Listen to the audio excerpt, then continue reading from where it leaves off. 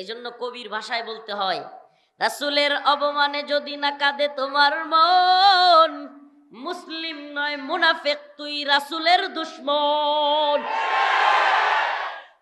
আল্লাহর নবীর প্রতি যদি তোমার ভালোবাসা থাকে, তুমি কি করে তাহাজ্জুদের গল্প শোনাও, তুমি আমাদেরকে কোরআন তিলাওয়াতের গল্প শোনাও, তাহলে তুমি কি করে বিশ্বের কুখ্যাত শাতেমে রাসূলকে তুমি চুম্বন করো, নাউজুবিল্লাহ, কিংবা তাকে তুমি চুম্বন করতে দাও? এই তাহাজ্জুদের গল্পের কোনো লাভ আছে? আল্লাহর রাসূলকে যে কটূক্তি করে ব্যঙ্গচিত্র বানায়, তার সাথে যদি কেউ সম্পর্ক তৈরি করে, তাহলে সে কি ঈমানের মধ্যে থাকবে? প্রিয় ভাইরা আমার, বন্ধুগণ আমার, আল্লাহর নবীর সাহাবায়ে কেরাম সহ্য করতে পারতেন না। যশোরেও এই ঘটনাটা বলেছিলাম, সহ্য করতে পারতেন না। আল্লাহ রাসূল সাল্লাল্লাহু আলাইহি সাল্লামকে এক লোক গালি দিত, কাব বিন আশরাফ। নাম কি? কাব বিন আশরাফ, ইহুদিদের বড় নেতা। আল্লাহ রাসূল সাল্লাল্লাহু আলাইহি সাল্লামের এক সাহাবী মুহাম্মদ বিন মাসলামা দাঁড়ায় গেলেন, ইয়া রাসূলুল্লাহ আতুহিব্বু আন তাকতুলাহু, আপনি কি পছন্দ করেন যে আমি তাকে হত্যা করি? নবী সাল্লাল্লাহু আলাইহি সাল্লাম বললেন হ্যাঁ।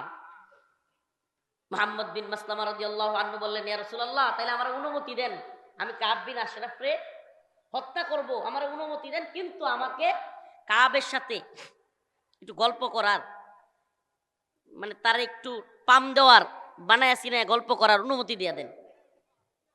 আল্লাহ রাসূল বললেন অনুমতি দেওয়া গেল। সুবহানাল্লাহ।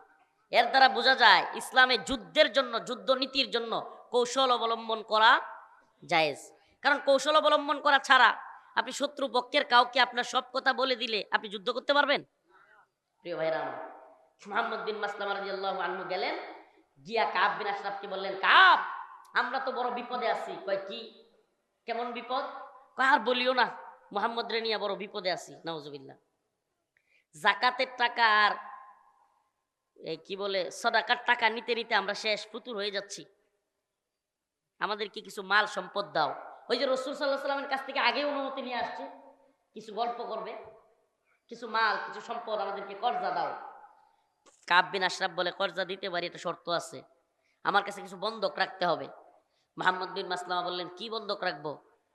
কাব বিন আশরাফ কয়, তোমার বউরে বন্ধক রাখো।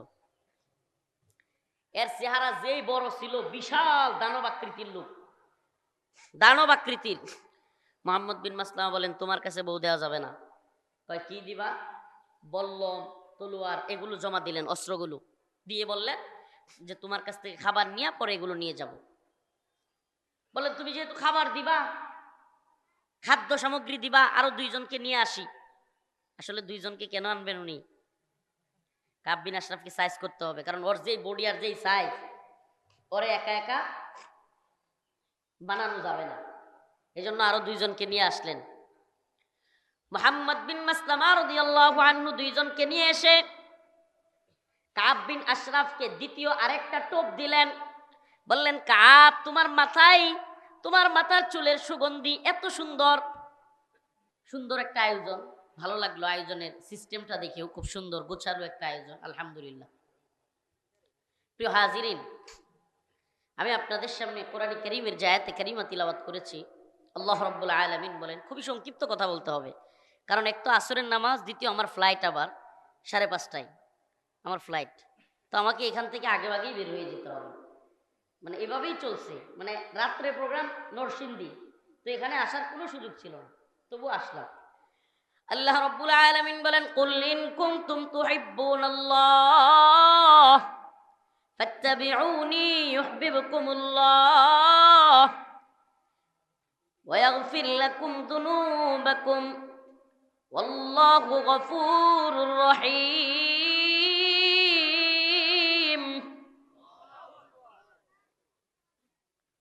কুল ইন কুনতুম তুহিব্বুনাল্লাহ, আল্লাহ রাব্বুল আলামিন বলেন, ও আমার প্রিয় হাবিব, আপনি জানায় দেন, আপনি আপনার উম্মতকে বলে দেন, ইন কুনতুম তুহিব্বুনাল্লাহ, যদি তারা আল্লাহকে ভালোবাসতে চায়, ফাত্তাবিউনি, তাহলে যেন আমার অনুসরণ করে। অর্থাৎ আল্লাহ রাব্বুল আলামিন বললেন, যে তোমরা যদি আল্লাহকে ভালোবাসতে চাও রসুলের অনুসরণ করো। সুবহানাল্লাহ। আল্লাহকে ভালোবাসতে চাইলে, পাইতে চাইলে পথ কোনটা অবলম্বন করতে হবে? রসুলের সাল্লাল্লাহু আলাইহি ওয়াসাল্লাম। রাসূল সাল্লাল্লাহু আলাইহি ওয়াসাল্লামের পথ ব্যতীত আল্লাহকে পাওয়া সম্ভব। আমরা যেই পথের কথা সবসময় সূরা ফাতিহার মধ্যে বলি, ইহদিনাস সিরাতাল মুস্তাকিম সিরাতাল্লাযীনা আন'আমতা আলাইহিম। আল্লাহ, আপনি আমাদেরকে সিরাতে মুস্তাকিমের পথ দেখান। সিরাতাল্লাযীনা আন'আমতা আলাইহিম, ওই পথ যেই পথে নিয়ামত প্রাপ্তরা, নিয়ামত প্রাপ্ত বান্দাদের পথে আমাদেরকে পরিচালিত করুন। গায়রিল মাগদুবি আলাইহিম ওয়ালাদ-দাল্লিন, আমাদেরকে পথভ্রষ্ট কিংবা ধ্বংস হয়ে গেছে এমন লোকদের পথে পরিচালিত করিয়েন না। আল্লাহ পাকের কাছে আমরা সব সময় এই দোয়া করি সূরা ফাতিহার মধ্যে। সূরা ফাতিহাটা একটা দোয়া। আল্লাহ পাকের কাছে আমরা সব সময় এটা চাই যে আল্লাহ, আপনি আমাদেরকে সহজ সরল পথে রাখেন, সিরাতে মুস্তাকিমের পথে রাখেন, আল্লাহর রাসূলের পথে। কুল ইন কুনতুম তুহিব্বুনাল্লাহ ফাত্তাবিউনি ইউহিব্বুকুমুল্লাহ।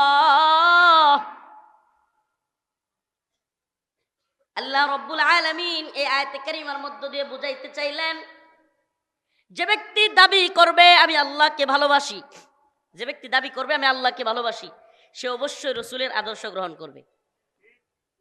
আল্লাহকে ভালোবাসি দাবি করবা কিন্তু রসুলের আদর্শ গ্রহণ করবা না, বোঝা গেল তোমার মধ্যে আল্লাহর ভালোবাসাও নাই।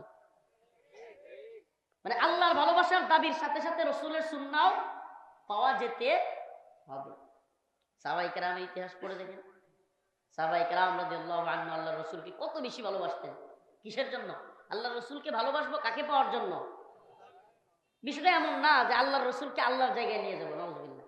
আল্লাহর রাসূলকে আল্লাহর জায়গায় নিয়ে যাবো, বিষয়টা এমন না। রাসূলের জায়গা যেটা, একটু আগে দুষ্টামি করে খাইতেছিলাম অলিউর ভাইয়ের বাসায়, নামাজের ফতোয়া দিতেছে অলিউর ভাই। আমি বললাম, ভাই আল হারামাইন রে আপনার দায়িত্ব দিলাম, অন্তত মাসআলা দেওয়ার দায়িত্ব রাম করে দিয়ে দেন। মানে যার যেই কাজ, আমি নেত্রকোনার একটা কথা বলে, যেই কাজ যারে সাজে সে না করলে গাবলা বাজে। যেই কাজ যারে সাজে সে না করলে গাবলা বাজে।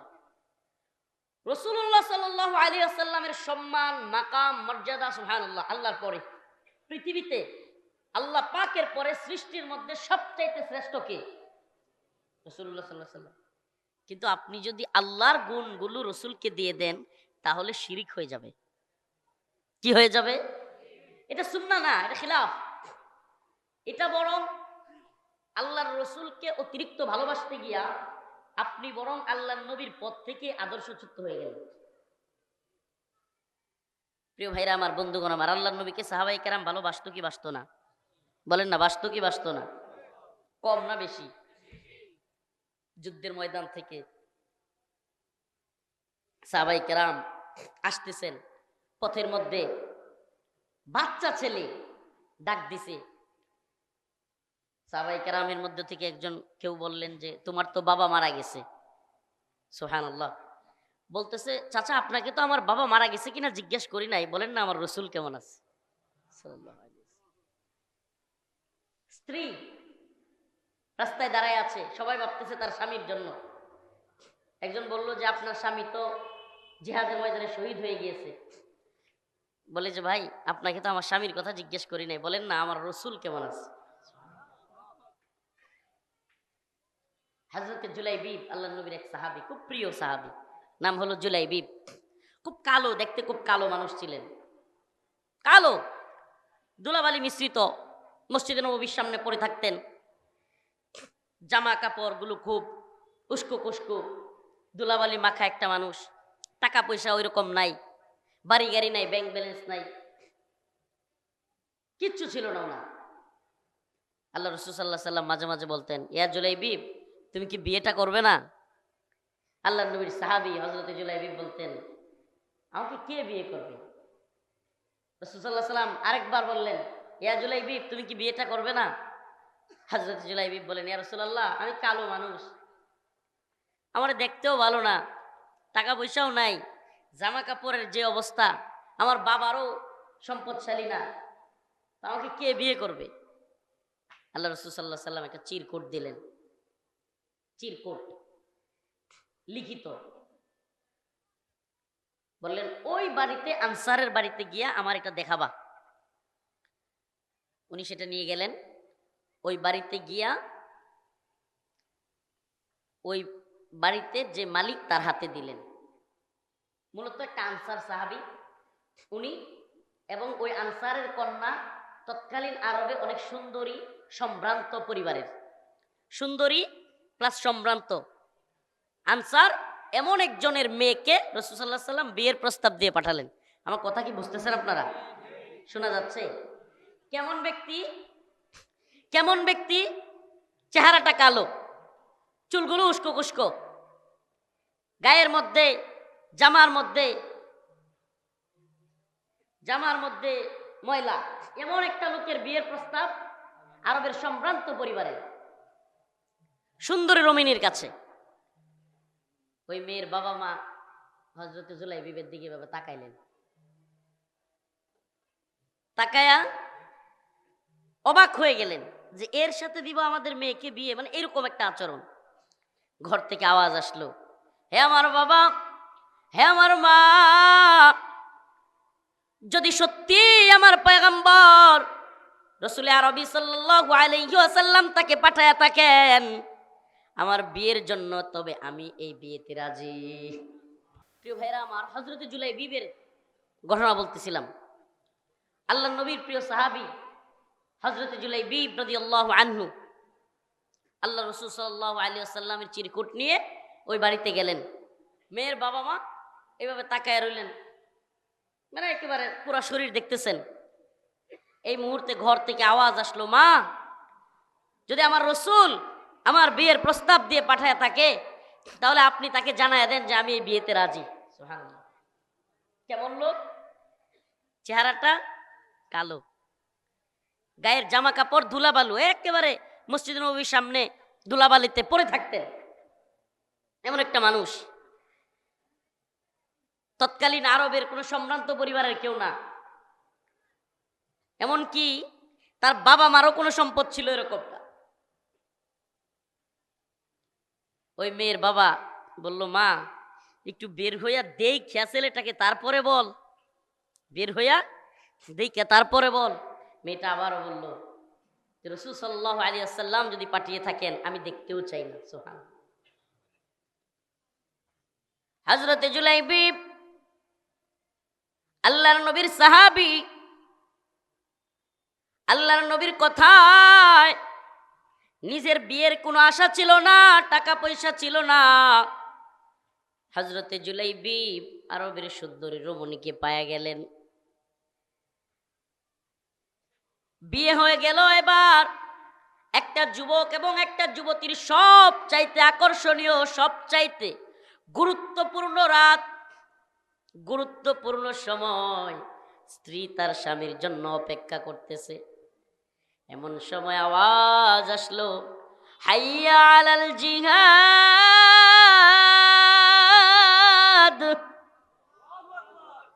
এমন সময় আওয়াজ আসলো, হে মুজাহিদরা, হে সাহাবায়ে কেরাম, জিহাদের দিকে আসো। এখন তো হাইয়া আলাস সালাহ বলি, সাহাবায়ে কেরাম হাইয়া আলাল জিহাদ বলে ডাক দিতেন জিহাদের দিকে।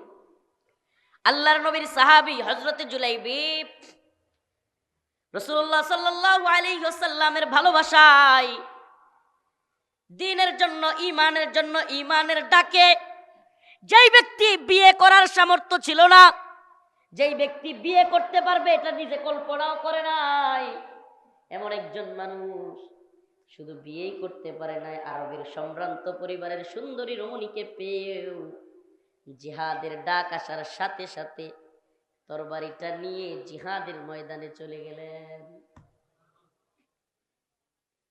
ঘরে সুন্দরী বউ অপেক্ষায়, ওদিকে আল্লাহ এবং তার রাসূলের ডাকে তিনি সাড়া দিয়ে তরবারি নিয়ে ময়দানে চলে গেলেন। শুধু চলেই যান নাই, ময়দানে কাফেরদের সাথে যুদ্ধ করতে করতে হযরতে জুলাইবিব শহীদ হয়ে গেলেন।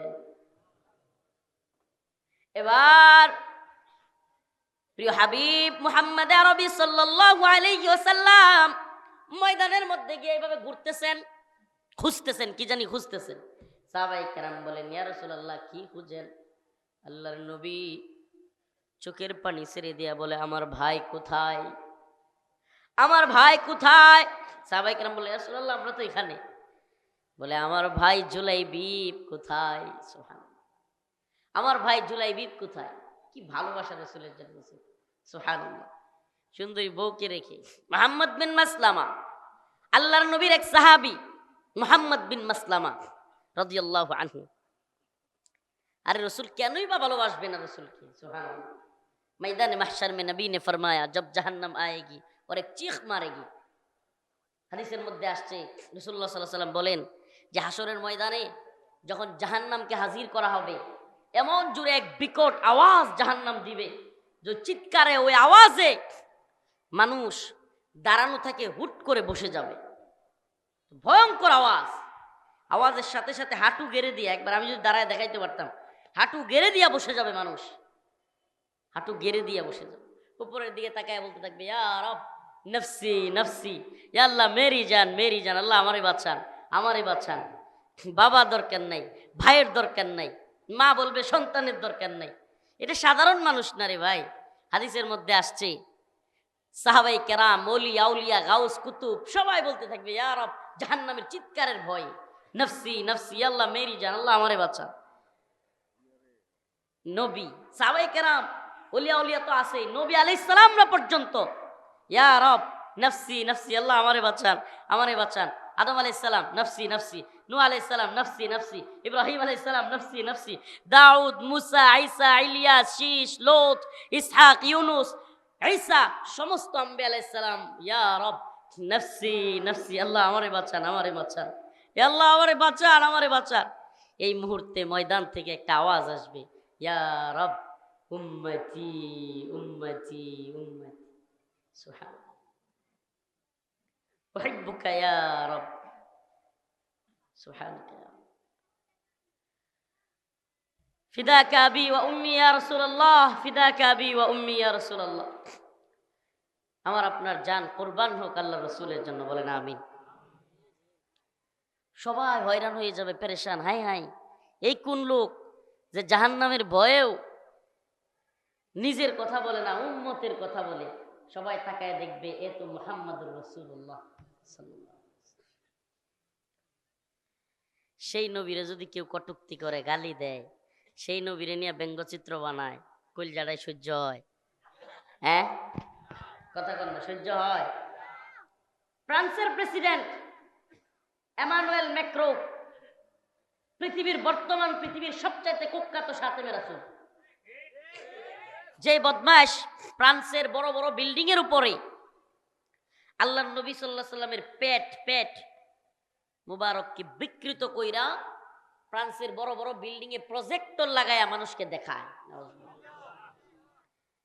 এই বদমাইশ পৃথিবীর কুখ্যাত সাতেমে রাসূলকে তোমার নেত্রী বাংলাদেশে লাল গালিচা সংবর্ধনা দিয়ে নিয়ে আসে।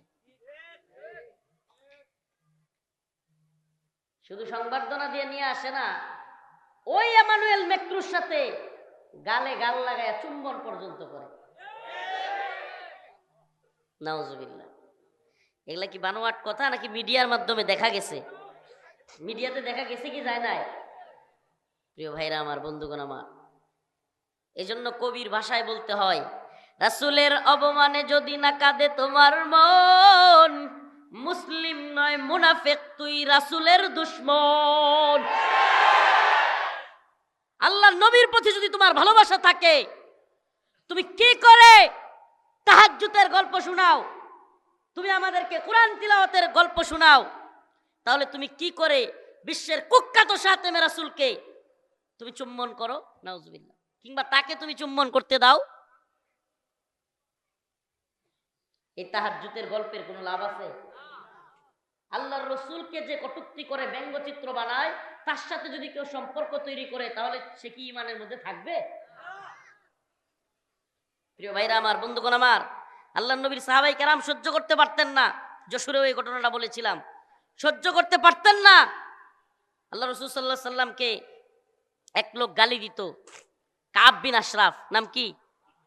কাব বিন আশরাফ, ইহুদিদের বড় নেতা। আল্লাহ রাসূল সাল্লাল্লাহু আলাইহি সাল্লামের এক সাহাবী মুহাম্মদ বিন মাসলামা দাঁড়ায় গেলেন, ইয়া রাসূলুল্লাহ আতুহিব্বু আন তাকতুলাহু, আপনি কি পছন্দ করেন যে আমি তাকে হত্যা করি? নবী সাল্লাল্লাহু আলাইহি সাল্লাম বললেন হ্যাঁ।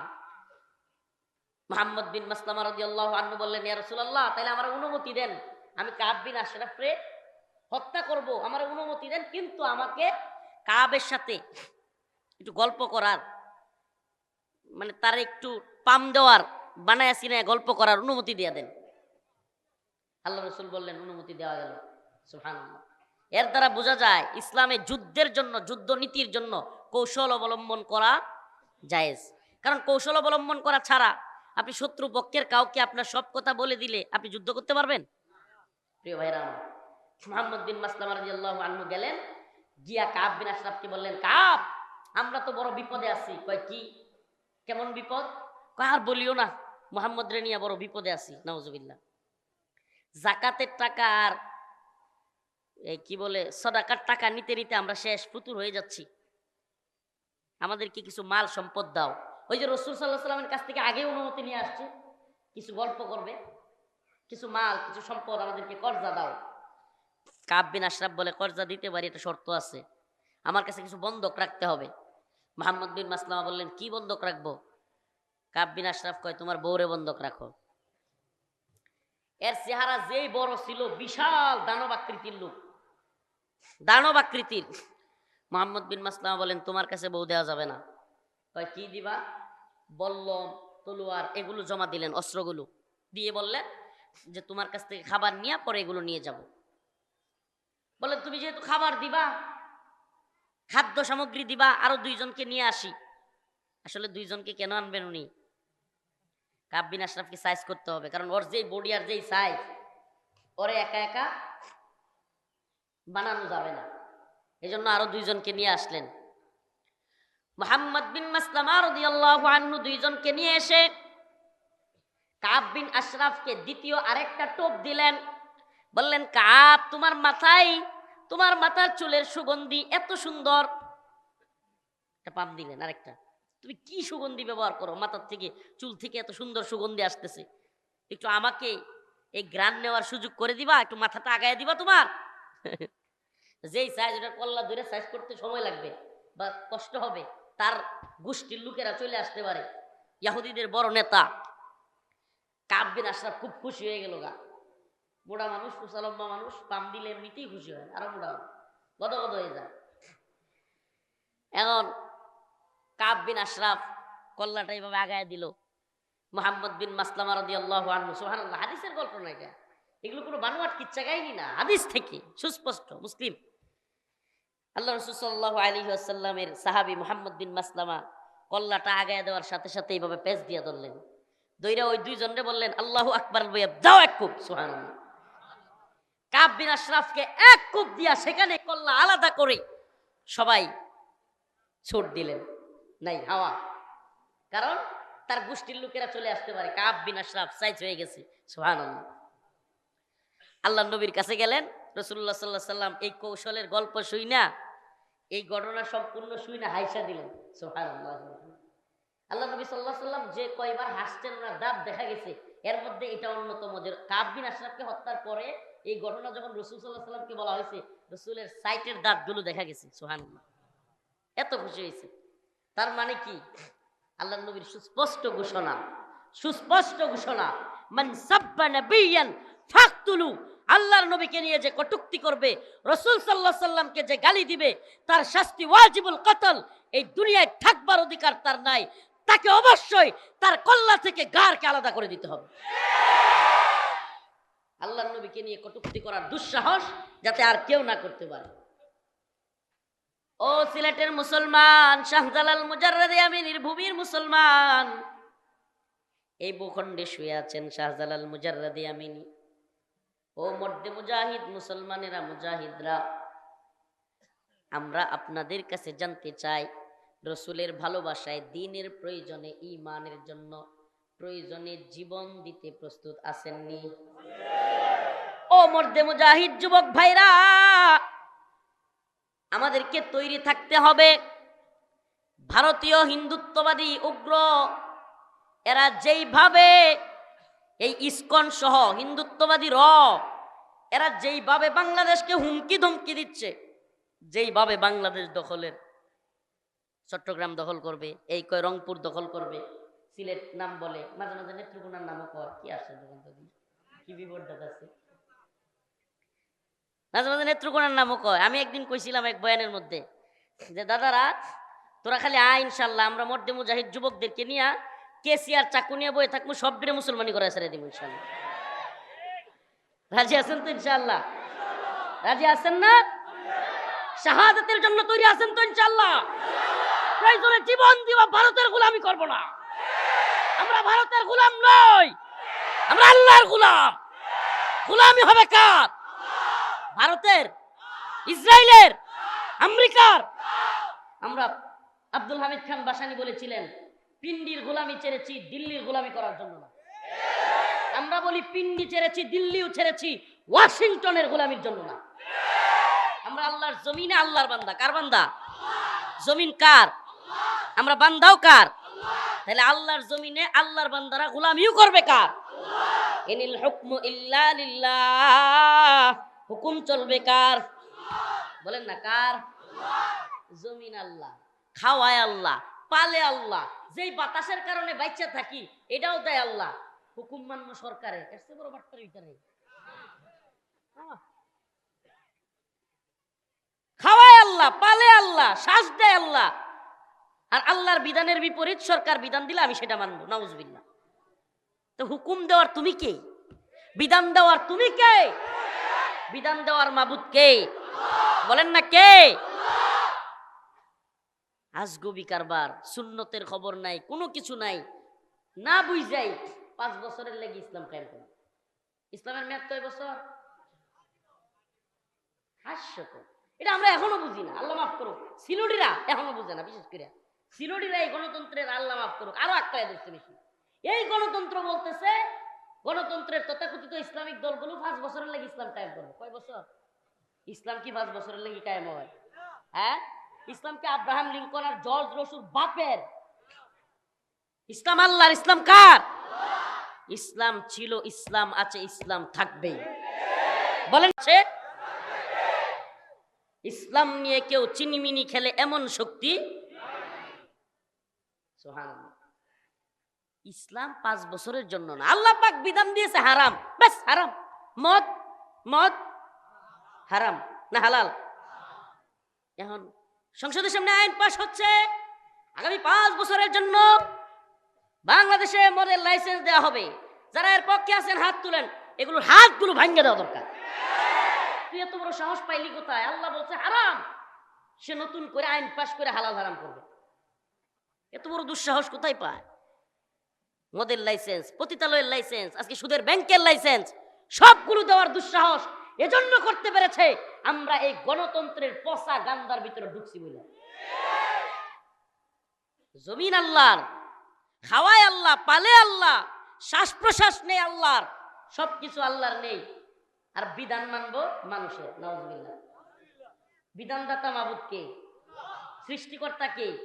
রিজিক দাতা কে? তাইলে বিধান কে দিবেন? বিধান সংবিধানের দোহাই দিয়া, সরকারের দোহাই দিয়া আল্লাহর বিধানগুলোকে মাইনাস করে এই দুঃসাহস এরা করতে পারতো না। যশুর প্রোগ্রামে বললাম, আজকেও সিলেটবাসীকে বলে যাই, ও সিলেটের মুসলমান, আমরা আর তন্ত্রমন্ত্রের জন্য ডাক দিব না। ইনশাআল্লাহ আরেকবার যদি ডাক আসে, সেই ডাক আসবে কোরআন সুন্নাহর বাংলাদেশের জন্য। এজন্য স্লোগান হবে একটাই, তন্ত্রমন্ত্রের দিন শেষ, কোরআন সুন্নাহর বাংলাদেশ। বলেন না, তন্ত্রমন্ত্রের দিন শেষ। পিছনে এগুলো কি তন্ত্রমন্ত্রের পূজারি নাকি? কন্যা কিয়া তন্ত্রমন্ত্রের দিন শেষ। আমি বলবো আল্লাহর জমিনে আল্লাহর আইন, আপনারা বলবেন বাস্তবায়ন ফরজে আইন। পারবেন তো? আল্লাহর জমিনে আল্লাহর আইন, আল্লাহর জমিনে আল্লাহর আইন। তন্ত্রমন্ত্রের দিন শেষ, ইম্মা শরিয়া, মাশাআল্লাহ, ওয়া ইম্মা শাহাদা, হয়তো শরীয়ত নয়তো শাহাদাত। আমরা হয় কোরআনের শরীয়ত কায়েম করব, না হলে হয়তো শহীদ হয়ে যাব। এর মাঝখানে কিছু নাই। সিলমারো ভাই সিলমারো, সারাদিন ময়দান গরম করলাম, একেবারে ময়দান গরম, জজবাই গরম, জিহাদের তামান্না, এর মধ্যে কয় সিলমারো, একবার পানি ঢেলে দিলাম। মানে এই যে যুবকদের জজবাটা, ইমানি জাগরণটা, জিহাদের জন্য, শাহাদাতের জন্য, সবটার মধ্যে পানি ঢেলে দিলাম। সিলমারো ভাই সিলমারো। এই সিলমারের মধ্যে তো গনিমত নাই, এই সিলমারের মধ্যে তো শাহাদাত নাই, তার মানে এটা রসুলের পথ না। সিলমারের মধ্যে গনিমত আছে নি? বুটের সিরিয়ালে দাঁড়ায় থাকা মহিলা যেগুলো ফেল করছে, এগুলোর একটা দইরা বিরোধী দলের নিয়ে আসলে গনিমত মনে করে জুতা একটা মারিত করবো নি। হ্যাঁ, যদি কয় যে আমরা জিতছি, বাকি গুলো হলো মেয়েরা যারা বিপক্ষ দলে, সব গনিমত, জুতা একটা মারিত পরবো। হ্যাঁ, শাহাদাত নাই, গনিমত নাই, এই পথ রসুলের পথ না। এজন্য বলি দাওয়া, এদাদ, জিহাদ, বিজয় কোন পথে? দাওয়া, এদাদ, জিহাদ। কেউ কিছু বলুক, জঙ্গি, মৌলবাদী, অতি অতি জজবাতি, এটা বুঝে সেটা বুঝে, আপনি খুব বুঝেন। পৃথিবীর শুরু লগ্ন থেকে আজ পর্যন্ত পৃথিবীর কোন জায়গায় 1 ইঞ্চি ভূমিতে ইসলামী শরিয়া গণতন্ত্রের মাধ্যমে প্রতিষ্ঠিত হয় নাই। আরে গণতন্ত্র আসছেই তো ইসলামী খেলাফত ব্যবস্থাকে ধ্বংস কইরা।